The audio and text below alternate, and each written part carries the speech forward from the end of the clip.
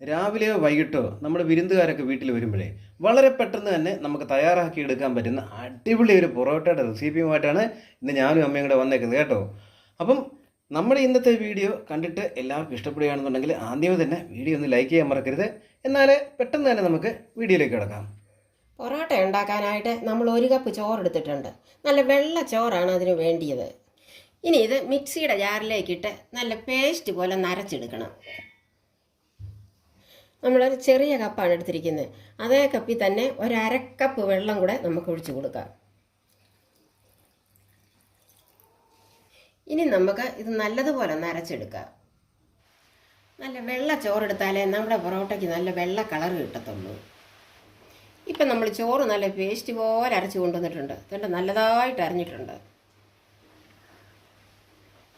ഇനി നമുക്കിതങ്ങോട്ട് മാറ്റി വയ്ക്കാം.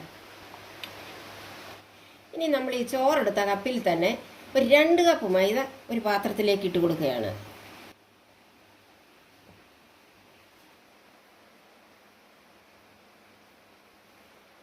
ഇനി നമുക്കിതിലേക്ക് ആവശ്യത്തിനുള്ള ഉപ്പിട്ട് കൊടുക്കാം.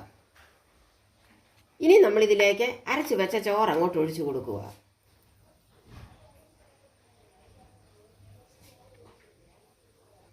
നമ്മളിനി ഇതിലേക്ക് പ്രത്യേകിച്ച് വെള്ളമൊന്നും ഒഴിക്കുന്നില്ല. ഈ അരച്ച് വെച്ച ചോറ് തന്നെ മതി നമുക്കിത് കുഴച്ചെടുക്കാൻ. നമ്മൾ ആവശ്യത്തിനുള്ള വെള്ളം ഒഴിച്ചാണ് ഈ ചോറ് അരച്ചെടുത്തത്. ഇനി അതുകൊണ്ട് പ്രത്യേകിച്ച് വെള്ളമൊന്നും വേണ്ട. ഇനി നമുക്ക് ഈ മേശപ്പുറത്തേക്ക് അല്പം മൈദ വിതറി കൊടുക്കുക. എന്നിട്ട് നമുക്ക് ഈ മാവ് നല്ലതായിട്ട് ഒന്നുകൂടെ ഒന്ന് കുഴച്ചെടുക്കാം.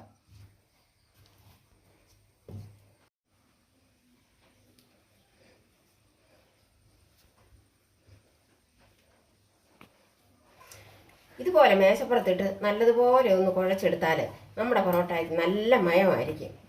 ഇനി നമുക്കിതിൻ്റെ പുറത്തോട്ട് ഒരല്പം എണ്ണ തൂവി കൊടുക്കാം. എണ്ണ പുരട്ടി കൊടുത്തതിന് ശേഷം നമുക്കൊരു 10 മിനിറ്റ് ഇതൊന്ന് റെസ്റ്റ് ചെയ്യാൻ വെക്കാം. 10 മിനിറ്റ് സമയം കഴിഞ്ഞു. ഇനി നമുക്കിത് ചെറിയ ബോളുകളാക്കി എടുക്കണം.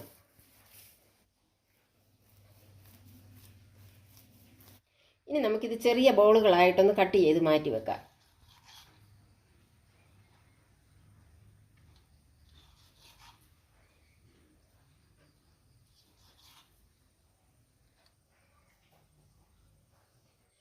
കുഴച്ച് വെച്ച മൈദ നമ്മളെല്ലാം ബോളുകളാക്കിയിട്ടുണ്ട്.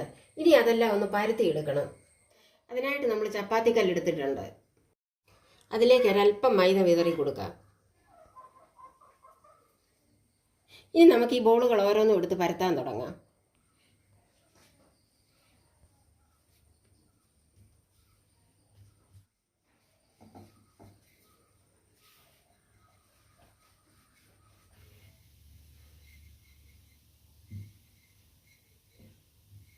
ഇനി ഒരല്പം എണ്ണ തൂത്ത് കൊടുക്കാം. ഇനി ഒരല്പം മൈദ വിതറി കൊടുക്കാം.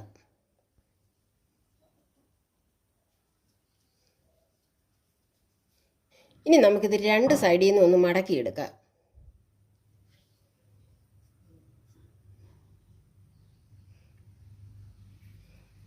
വീണ്ടും ഒരല്പം എണ്ണ വരട്ടി കൊടുക്കാം.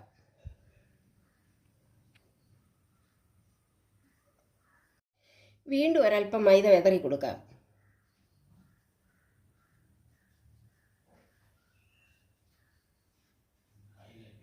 ഇനി ഇത് ഒന്നുകൂടി ഒന്ന് മടക്കാം.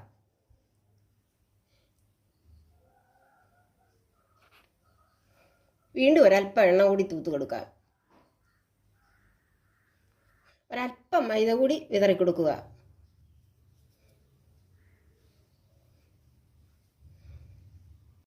വീണ്ടും 2 സൈഡിൽ നിന്നും മടക്കിയെടുക്കുക.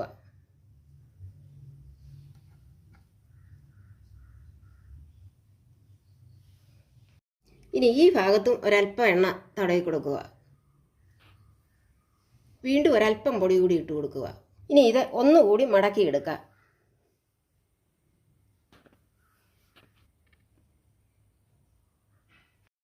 നമ്മുടെ ബോളുകളെല്ലാം നമ്മൾ പരത്തി നല്ലപോലെ മടക്കി വെച്ചിരിക്കുക. ഇനിയും വേണം നമുക്കത് പരത്തി അടുപ്പയിലിടാൻ. പരത്തിയെടുക്കാനായിട്ട് കല്ലിലോട്ട് ഒരല്പം എണ്ണ നമുക്ക് തേച്ച് കൊടുക്കാം. ഇതുപോലെ എണ്ണ തേച്ച് കൊടുത്തെങ്കിൽ മാത്രമേ നമുക്കിത് നല്ലതുപോലെ പരത്തിയെടുക്കാൻ പറ്റത്തുള്ളൂ. ഇനി നമുക്ക് പരത്താൻ തുടങ്ങാം. ഇനി നമുക്ക് പതുക്കെ ഇങ്ങനെ വലിയ ബലം കൊടുക്കാതെ പരത്തിയെടുക്കാം. പൊറോട്ട ചൂടാനായിട്ട് കല്ലടുപ്പത്ത് വെച്ച് ചൂടായി വന്നിട്ടുണ്ട്. കല്ലേലോട്ട് ഒരല്പം എണ്ണ തേച്ച് കൊടുക്കുക. ഇനി നമുക്ക് ഈ പൊറോട്ട ഇട്ട് കൊടുക്കാം.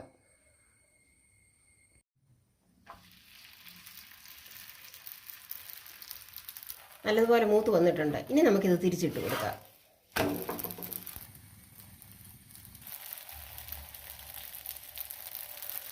നമ്മുടെ പൊറോട്ട നല്ലതായിട്ട് പൊങ്ങി വരുന്നത് കണ്ടോ? ഇത് കണ്ടാലറിയാം നമ്മുടെ പൊറോട്ടയ്ക്ക് എത്ര മയമുണ്ടെന്ന്.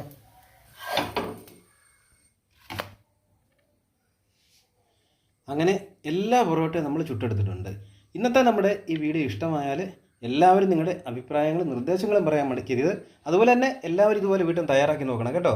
ഒരു കറിയും ഇല്ലെങ്കിലും വെറുതെ നമുക്ക് കഴിക്കാൻ പറ്റിയ അടിപൊളി ഒരു റെസിപ്പിയാണ് ഇന്ന് നമ്മളിവിടെ ചെയ്തിരിക്കുന്നത്. ഉടൻ തന്നെ തൊട്ടടുത്ത നല്ലൊരു വീഡിയോയിൽ കാണും വരെ തൽക്കാലത്തേക്ക് ബൈ ബൈ.